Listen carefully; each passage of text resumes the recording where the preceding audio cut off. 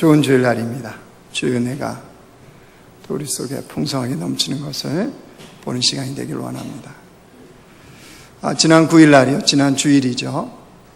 경부고속도로에서 7중 추돌사고가 일어난 걸 보셨을 겁니다.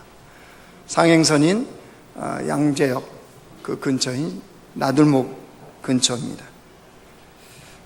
이 사고 때문에 그 50대 부부가 오래간만에 나들이 했다가 돌아오는 길에 아마 부부가 숨을 거두는 안타까운 일이 발생했습니다. 부상자도 16명이나 된다고 합니다. 그 사고가 앞에 가는 차량 블랙박스에서 이렇게 공개가 됐는데 그날 상황이 얼마나 처참했는지 아마 여러분들도 영상을 통해서 다 보셨을 겁니다. 사고 원인은 광역버스를 운전하는 운전사가 졸음운전을 했습니다. 졸음운전 때문에 앞차들이 이제 서행을 했는데 그걸 못 본 거죠. 못 보는 바람에 그 속도 그대로 달려서 앞차를 들이받았고, 그 영상에 보니까 그냥 버스가 날개가 달린 것처럼 붕 떠서 앞에 있는 승용차들을 휴지 조각처럼 부겨서 밀어버리는 그런 모습을 보았습니다. 이 사고 때문에 정부에서는 무슨 차로 이탈 장치니 제동 장치니 만든다 부랴부랴 난리를 합니다. 근데 이 고속도로에서의 교통사고, 즉 졸음운전이 얼마나 비참한 처참한 사고를 일으킬 수 있는지를 우리에게 여실히 보여주고 있습니다. 저는 그 장면을 보면서요, 우리 인생도 마찬가지라고 생각합니다. 한순간에 깜빡 조는 거, 무슨 말이냐? 인생의 초점을 잃어버리는 순간 우리 인생에도요, 위험한 위기가 닥칠 수 있습니다. 마치 운전사가 운전을 하다가 깜빡 졸아서 초점을 잃어버리면 엄청난 사고가 일어나듯이 우리 인생에도 우리가 초점을 잃어버리는 순간, 인생이 엉뚱한 경로로 이탈하는 순간 우리는 감당하기 어려운 위험을 초래할 수 있다는 사실입니다. 오늘 이 본문을 통해서 우리가 그런 상황을 만나게 되어질 때 어떻게 해야 될지를 오늘 본문을 통해서 보기를 원합니다. 오늘 본문은요, 다윗이 블레셋 땅 시글락성에 머물고 있었을 때 벌어진 사건입니다. 다윗이 왜 이 블레셋 땅, 적군인 블레셋 땅 시글락성에 머물게 되었을까요? 사연이 이렇습니다. 출발점은 당시 이스라엘의 왕이었던 사울 왕이 다윗을 잡아 죽이려고 다윗을 쫓아다니기 시작합니다. 도망자 신세가 졸지되어 버렸습니다. 그런 다윗이 아둘람 굴로 도망을 칩니다. 그러자 그 당시에 온통한 자, 빚진 자, 마음이 힘든 자, 환난당한 자, 이런 자들이 다윗에게 몰려듭니다. 아둘람 굴로. 다윗의 부모님도요, 아둘람 굴로 옵니다. 근데 다윗이 부모님을 안전하게 모시고자 하는 마음이 들었어요. 그래서 모압 땅으로 들어갑니다. 부모님을 모시고. 그리고 부모님을 모압 땅에 의탁을 합니다. 근데 그때 선지자 갓이 하나님의 메시지를 다윗에게 전달합니다. 그건 뭐였냐 그러면 모압 땅에 머물지 말고 유대 땅으로 다시 들어가라는 거예요. 유대 땅이 어디입니까? 사울 왕이 자기를 죽이기 위해서 이 쫓아다니는 그 땅입니다. 왜 들어가라고 그랬을까요? 왜 다윗을 다시 유대 땅으로 하나님은 집어넣으셨을까요? 그냥 겉으로 드러나는 것은 사울 왕 때문에 사울 왕이 일으키는 그런 위기처럼 보이지만 사실은 하나님이 그것을 허락하셨다는 거예요. 왜 하나님은 그것을 허락하셨느냐? 위기가 없는 편안한 삶, 위기를 피해 다니는 그런 삶, 이것이 아니고 하나님은 다윗이요, 위기 속에서도 하나님을 바라봄으로 말미암아서 평안해지는 법을 배우는 것을 훈련하기를 원하셨습니다. 위기 속에서도 주님을 바라봄으로 말미암아서 평안해지는 삶, 이것을 주님은 원하신 거예요. 그래서 다시 다윗을 유대 땅으로 들어가라는 거예요. 그래서 다윗이 어떻게 합니까? 순종했습니다. 유대 광야로 다시 들어갑니다. 유대 광야에서 다윗이 몇 년 동안을 그렇게 버티느냐 그러면요, 10년 동안을 버팁니다. 여러분, 유대 광야는 지금으로 치면요, 우리나라 충청도 땅 크기 사이즈밖에 안 됩니다.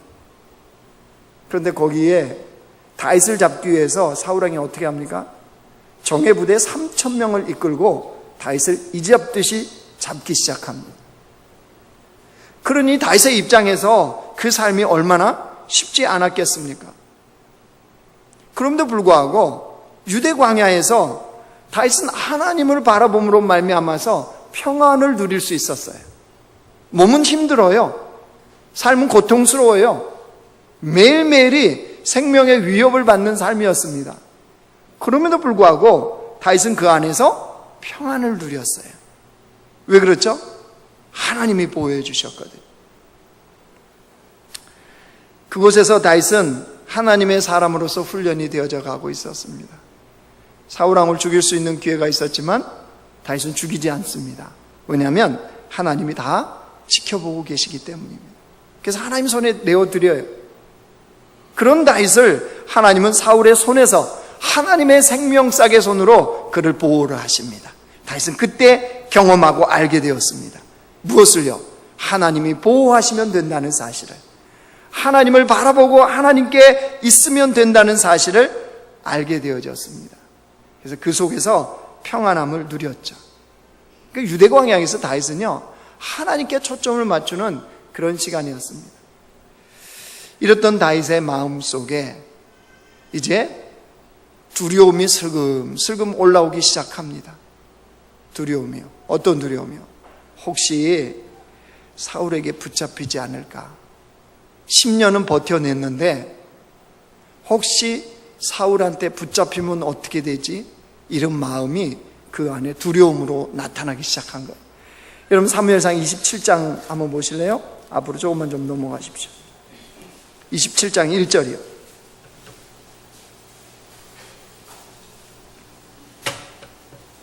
같이 읽어요. 시작. 다윗이 그 마음에 생각하기를 내가 후일에는 사울의 손에서 붙들리니 블레셋 사람들의 땅으로 피하여 들어가는 것이 좋으리로다.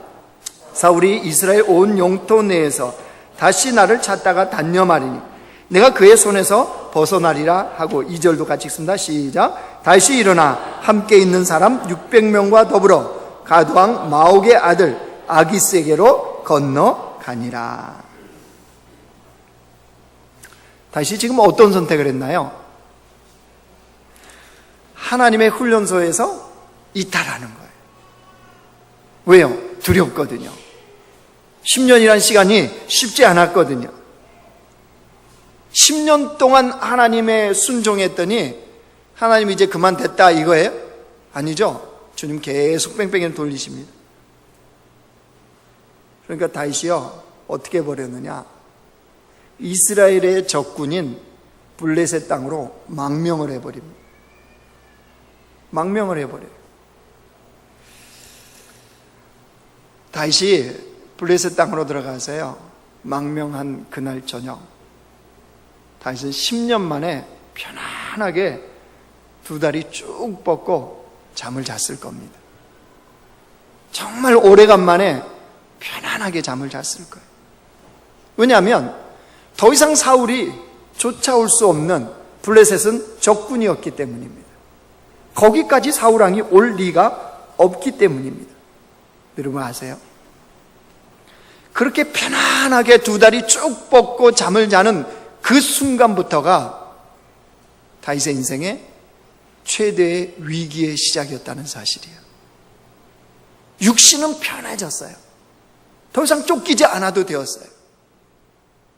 그런데 다윗의 영혼은요? 다윗의 영적인 상태는 어땠을까요? 여러분 아십니까? 오늘 우리가 읽었던 27장부터 30장에 이르기까지 다윗이 그 블레셋 땅에 머물고 있는 동안에 단 한 번도 하나님께 무릎 꿇고 기도한 적이 없습니다. 왜 그랬을까요?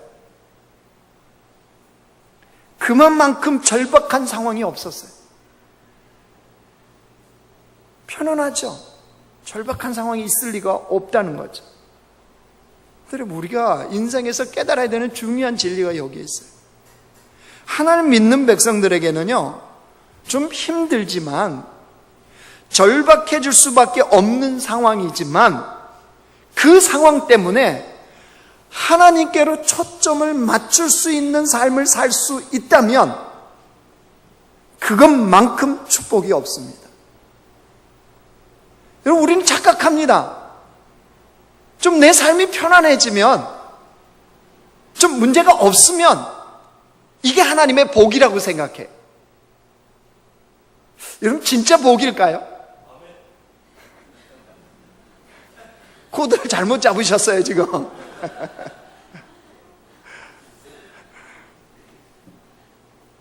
육신으로는 편할 수 있어요, 육신으로는. 근데 그 영혼은요, 영적으로는요.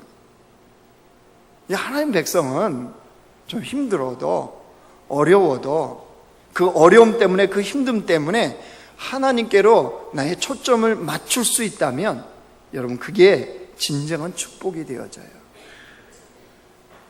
희망 온 에어라는 책이 있는데요, 이 목사님 사모님이 미국에 이민 목회를 하다가 한국에 이제 들어와서 자기 그동안 있었던 이야기들을 이렇게 써놓은 겁니다. 자기의 간증 겸해서 써놓은 책인데 이런 내용이에요. 사모님 미국에서 이제 이민 목회를 하는데 중년 이제 나이가 들어서 자꾸 허리에 통증이 오더래요. 그래서 중년 이후면 좀 몸도 뭐 이제 망가져 가지 않습니까? 그래서 흔히 있는 요통이겠거니 생각하고 이제 걷기도 열심히 하고요, 스트레칭도 열심히 했답니다. 그러면 요통이 좀 사라져야 되는데 웬걸요? 요통이 사라지는 게 아니라 점점 심해지는 거예요. 그래서 병원에 가서 엑스레이도 찍고 MRI도 찍었답니다. 의사가 뭐라 그러냐 그러면 척추에 의심이 될 만한 흔적이 보인다. 그러니까 혈액 검사를 하자.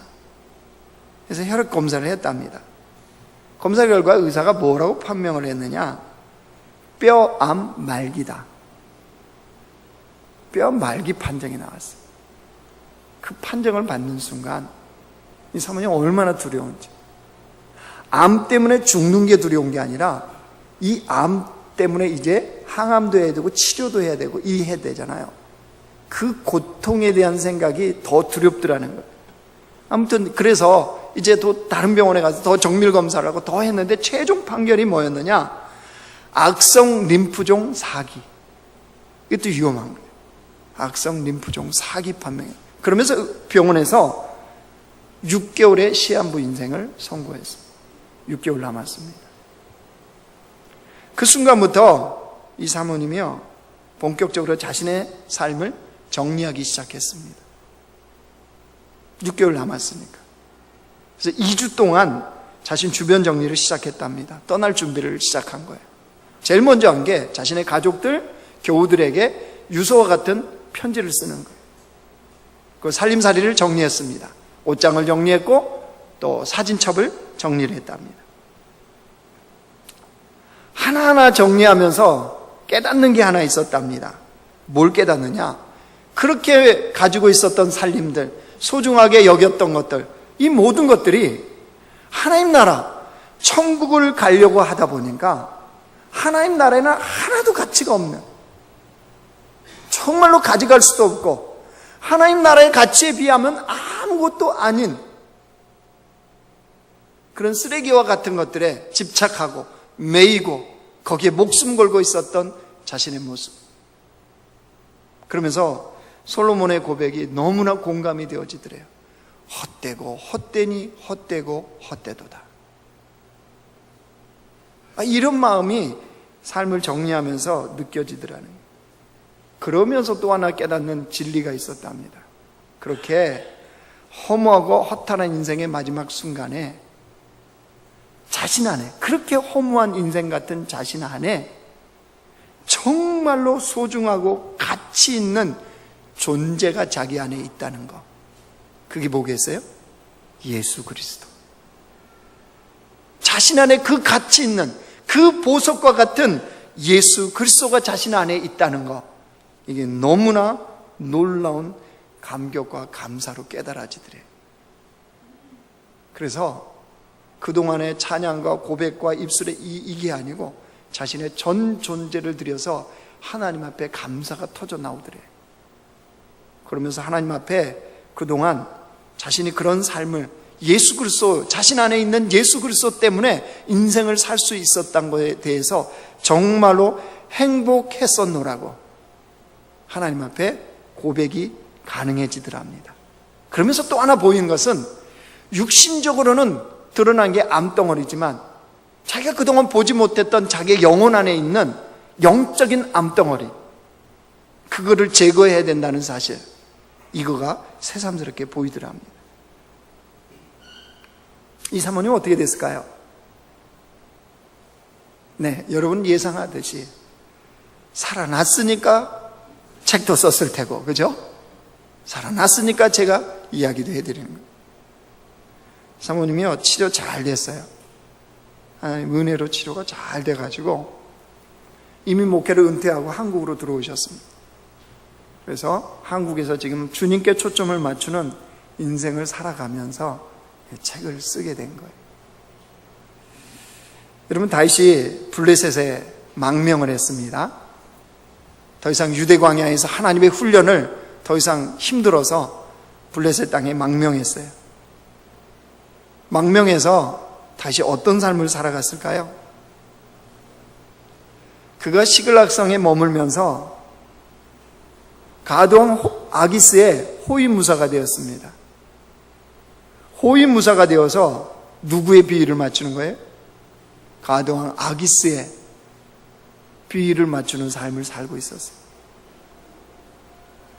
하나님을 경외한다고 하는 다윗이 어느 날 전쟁에 나가서는 다른 민족을 죽여놓고 혹시 아기스가 자기를 눈밖에 내칠까 봐서 이스라엘 백성들을 죽이고 왔다라고 거짓 보고를 하는 삶을 살아야 했습니다.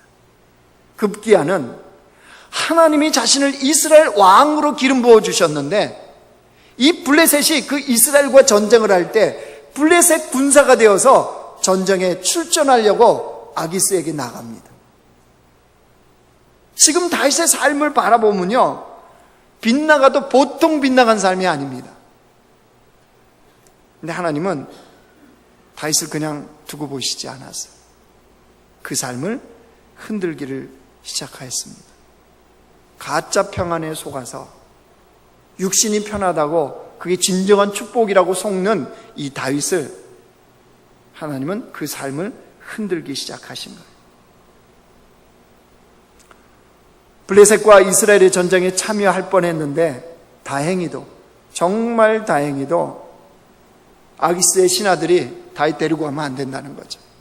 왜요? 중간에 변절하면 어떡하냐는 거예요. 적이 될 텐데. 그래서 다윗을 데리고 가지 못합니다. 할 수 없이 다윗은 자신이 머무는 시글락성으로 회군을 해야만 됐습니다. 여러분, 회군해야 될 때 다윗이 어떤 마음이었겠어요? 얼마나 가슴을 쓸어내리며 만면의 미소를 지었겠습니까? 잘 되었다, 정말 축복이다, 이렇게 생각하고 갔겠죠. 그런데 시글락성에 딱 돌아왔는데 다윗의 눈에 믿고 싶지 않는 상황이 펼쳐져 있었습니다. 자신과 군사들이 시글락성을 비운 틈을 타서 아말렉 족속이 쳐들어와서 여자들과 자녀들을 다 잡아가 버렸습니다. 왜 잡아갔을까요? 아말렉 족속이 노예로 팔고자 한 겁니다. 노예로 다 팔아버리려고 그들을 잡아간 거예요.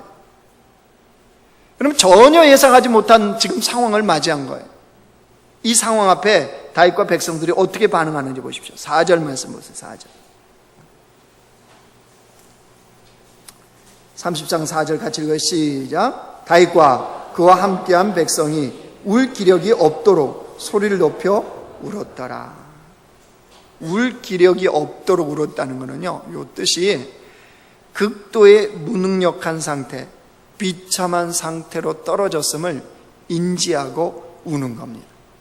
그러니까 자신들의 그 비참한 상황 때문에 지금 통곡하고 있는 거예요. 너무나 비참함을 깨달은 이 백성들이요, 어떻게 했는지 보십시오. 6절이요.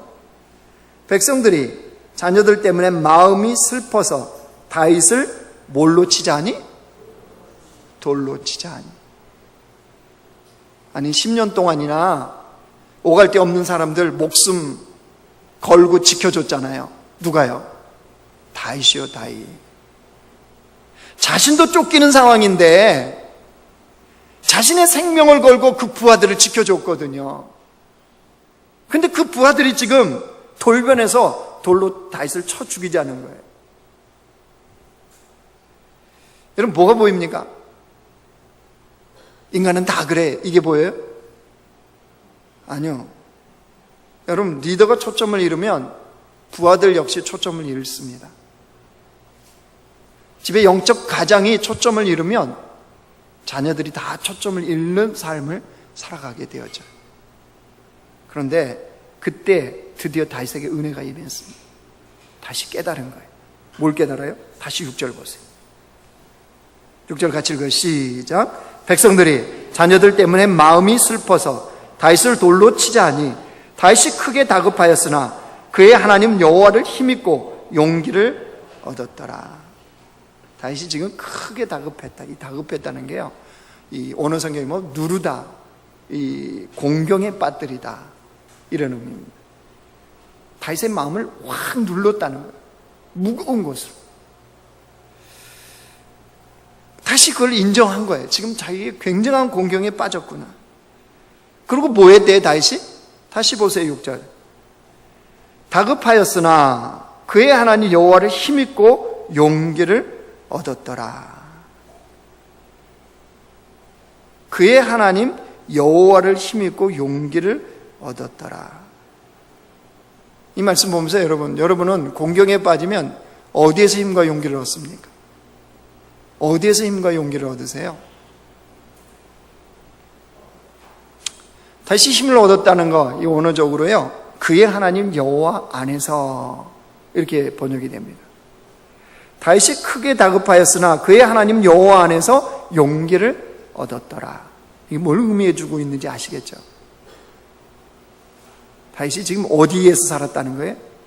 여호와 밖에서. 다윗의 초점이 어디에 있었다는 거예요?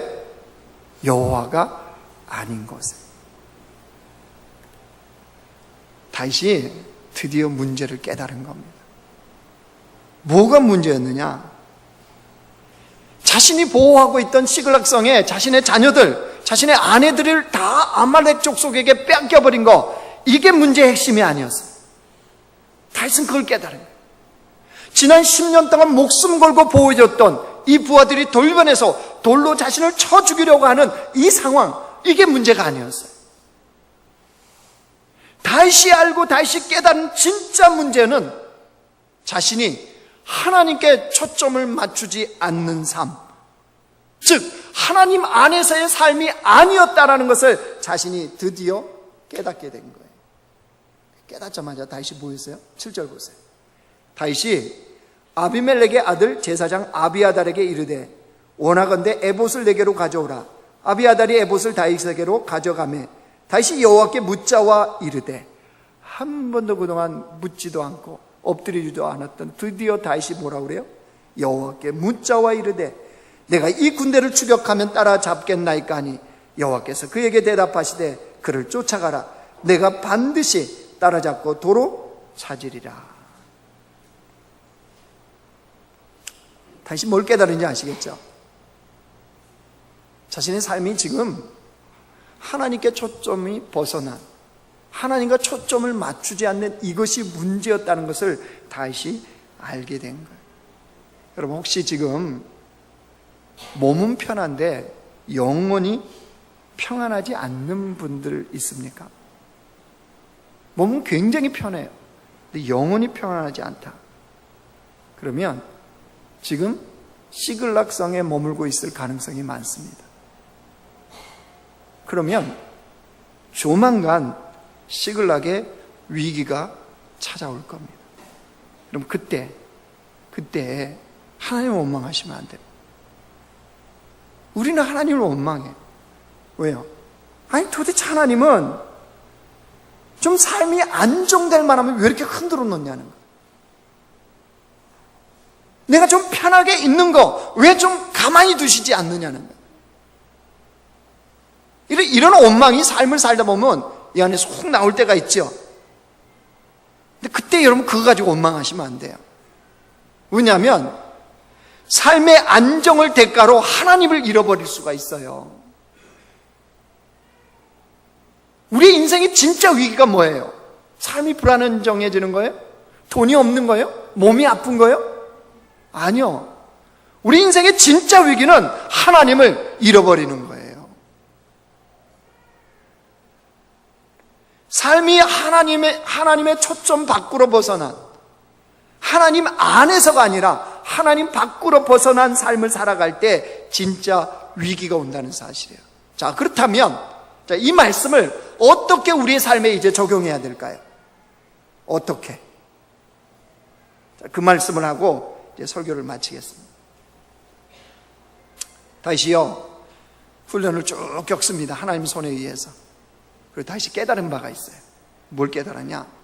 인생은 평안할 때도 위기 때도 하나님께로 초점을 맞춰야 된다는 사실. 인생에 평안할 때도 하나님께 초점을 맞추고 인생의 위기가 와도 하나님께 초점을 맞춰야 된다는 사실을 다시 알게 되어졌어요. 그런 다이 또 그 연약함 때문에 인생에 무수히 많은 또 넘어짐을 경험합니다. 대표적인 게 우리가 알고 있는 바세바 사건입니다. 바세바 사건. 그렇게 훈련을 받았음에도 불구하고 다시 무너지죠. 그런 다시 바세바 사이에서 아기가 이제 태어납니다. 근데 그 아이가 시름시름 앓습니다. 시름시름 앓게 되자 다시 뭐 했나요? 금식하고 기도합니다. 신하들은 안절부절입니다. 왜요? 왕이 몸을 보호해야 되는데 금식하고 기도한 그 아기 때문에 얼마나 안절부절했겠습니까? 그래서 다윗에게 이 몸을 보존하시라고 왕이니까 음식을 권했지만 다시 먹지 않습니다. 씻지도 않습니다. 그런데 아기가 죽습니다. 신하들은 더 난리가 났습니다. 아기가 시름시름 앓을 때도 저렇게 음식도 안 드시고 금식하고 기도했는데 이제 아기가 죽었으니 어떻게 하나? 그래서 말을 못합니다. 근데 다시 눈치로 알았어요. 아기가 죽었다는 거. 갑자기 이상한 행동을 합니다. 신하들이 보기에. 일어나더니 씻고 밥을 먹기 시작합니다. 신하들이 너무 이상한 거죠. 그때 다윗이 뭐라고 대답하냐 그러면 사무엘하 12장 말씀 보여주세요. 같이 읽어요. 시작. 이르되 아이가 살았을 때 내가 금식하고 운 것은 혹시 여호와께서 나를 불쌍히 여기사 아이를 살려주실는지 누가 알까 생각함이거니와 지금은 죽었으니 내가 어찌 금식하랴? 내가 다시 돌아오게 할 수 있느냐? 나는 그에게로 가거니와 그는 내게로 돌아오지 아니하리라 하니라. 무슨 말이에요? 아기가 죽기 전에는 엎드려서 간구할 시간이 있지만 이제 죽었으니 떠났으니 다시 할 수 있는 게 있어요, 없어요? 없다는 거죠. 그 말이에요, 그 말. 무슨 말이냐? 자, 이걸 통해서 우리 인생의 평안의 때와 위기 때에 어떻게 주의 백성들, 하나님 나라의 주의 백성들은 어떤 행동, 어떤 믿음의 삶을 살아가야 되느냐, 하나님께 초점을 맞춘다는 게 도대체 뭐냐, 그걸 구체적으로 우리가 이제 적용하겠습니다. 혹시 지금 삶이 평안의 때가를 만난 분들이 있습니까? 무슨 말이냐? 뭐 자녀들 특별히 어려움 없이 자라가고 있고 부부 사이 뭐 가끔 티격태격은 하지만 뭐 그래도 혼자 살겠다 뭐 이러지는 않고, 그죠? 아직까지는 밥상 차려주고 설거지하고 이런 뭐 삶을 살고 있습니까? 남편 직장 잘 다니고 아내도 직장 잘 다니고 뭐 원하는 만큼의 봉급은 아니지만 그런대로 뭐 평안한 삶을 살아가고 있는 분들이 있으세요? 하나님이 평안의 때를 허락하신 겁니다. 이때 하나님께 초점을 맞추는 삶이 된다는 건 뭘까요? 평안의 때. 여러분, 평안의 때를 만나신 분들은 그때 엎드려 기도하셔야 될 때입니다. 엎드려 기도해야 될 때입니다. 교회가 평안합니까? 더 기도해야 됩니다. 집안이 평안하십니까? 더 치열하게 기도하셔야 됩니다. 인생이 평안하십니까? 하나님께 더 헌신적으로 봉사하셔야 될 때입니다. 왜일까요? 평안할 때 하나님 앞에 겸손한 주의 백성으로 그 인생을 살고자 하는 겁니다. 평안할 때에 자칫 그 평안이 하나님께로부터 나의 초점을 멀어지게 할 수 있는 그때이기 때문입니다. 여러분, 우리는 우리의 본성을 알죠? 배부르면 눕고 싶죠? 누우면 뭐 하고 싶어요? 기도하고 싶어지지 않죠? 잠자고 싶어집니다. 잠들면 더 자고 싶어집니다. 자고 일어나면 더 피곤합니다. 그래서 나는 더 쉬어야 돼. 난 더 자야 돼. 라고 스스로에게 위로하고 격려하죠. 그게 우리예요, 우리. 평안해지면 주님과 더 가까워진다고요? 일이 잘 풀리면 주님께 더 가까워진다고요? 저는 한 사람도 그런 사람 못 봤습니다, 지금까지. 제가 인생을 조금 살아서 더 살아보고요. 제가 한 100세 살아보고 다시 또 얘기할게요. 근데 지금까지는 인생이 잘 풀리고 평안했는데 주님께 더 가까워졌다.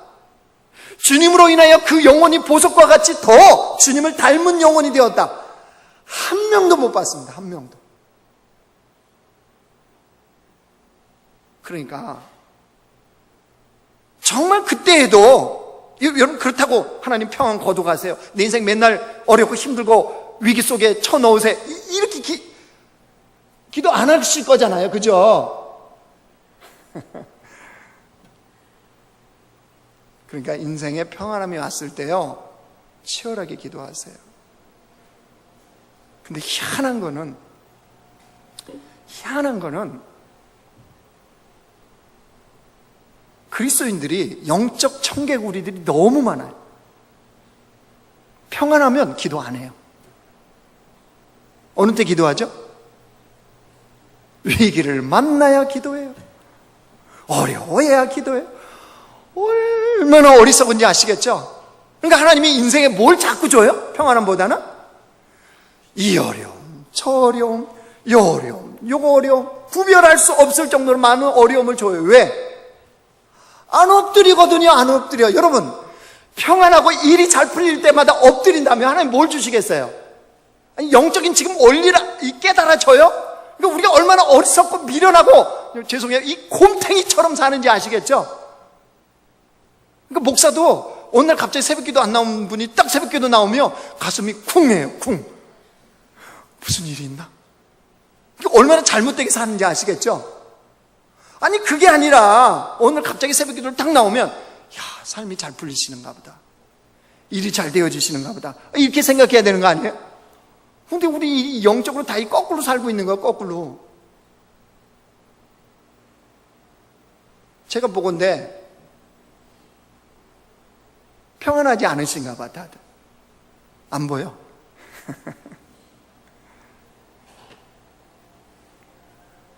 그러니까 여러분 삶이 그런 대로 이 정도면 만족하고 감사하다.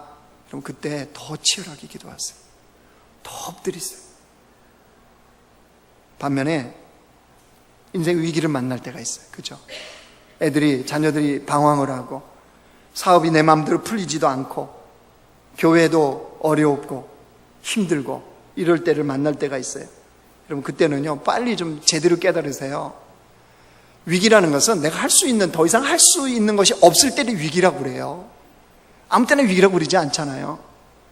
그럼 내가 할 수 있는 게 없다는 것은 내 손을 떠났다는 거예요. 아직 내 손에 있다는 거예요. 내 손을 떠난 문제예요, 그거는.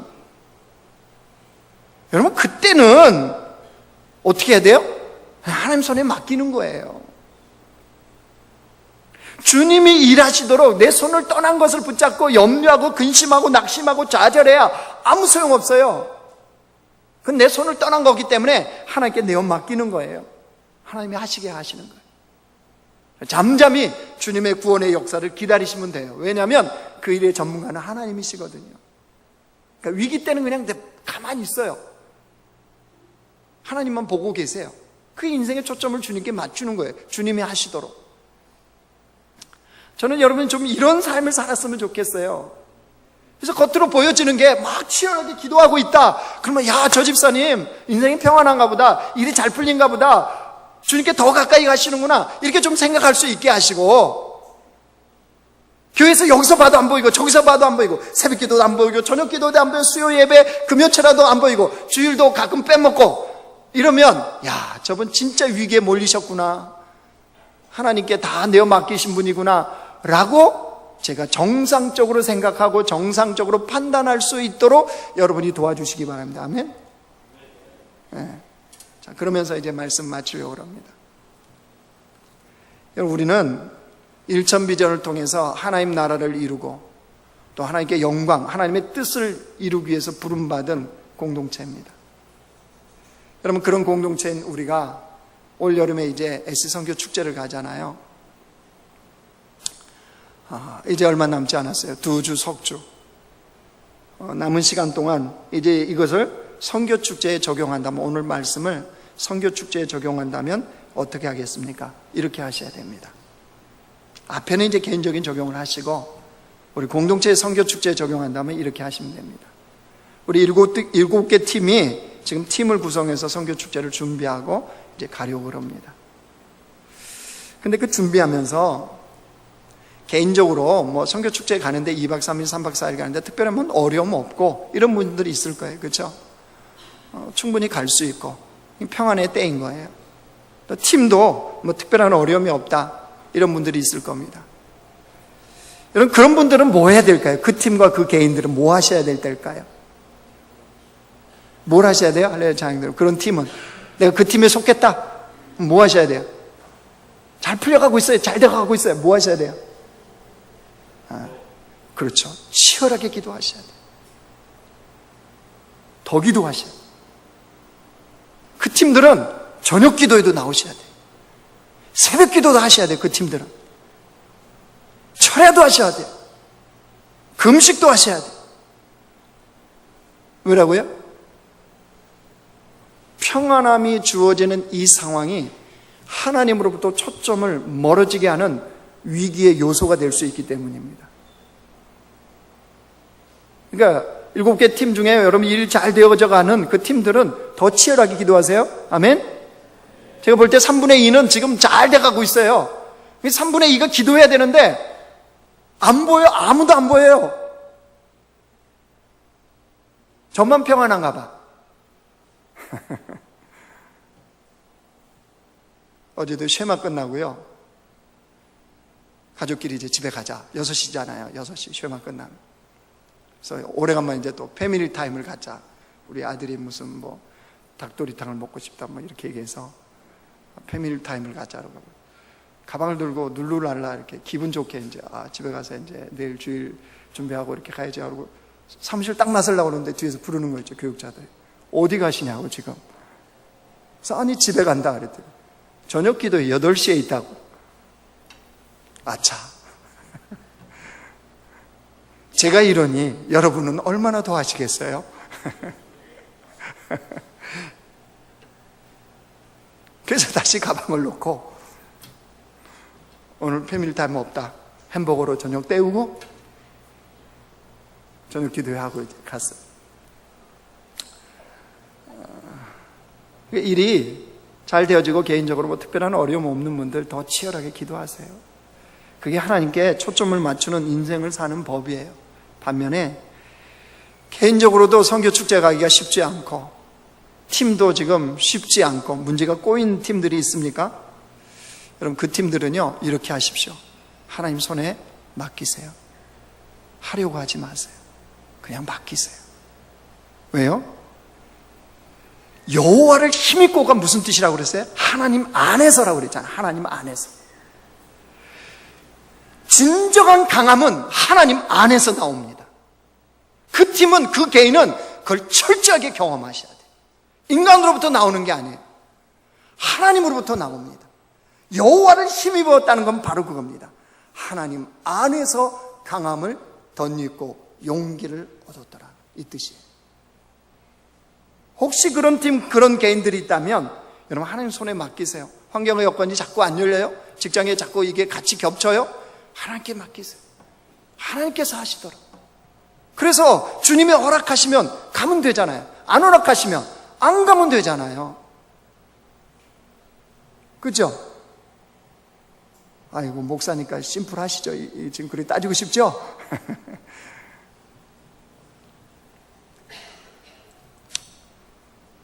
여러분, 인생에 어떤 상황을 만나든 우리의 초점은 하나님께 있어야 돼요. 하나님께 있어야 됩니다. 그게 잘 사는 법이요. 그게 하나님 나라의 백성들의 모습입니다. 그래서 하나님을 힘입어 용기 있게 살아가는 그런 주의 백성들로 우리 공동체가, 선교 축제가, 우리 개인의 삶이 그렇게 이루어지기를 주의 이름으로 축원합니다.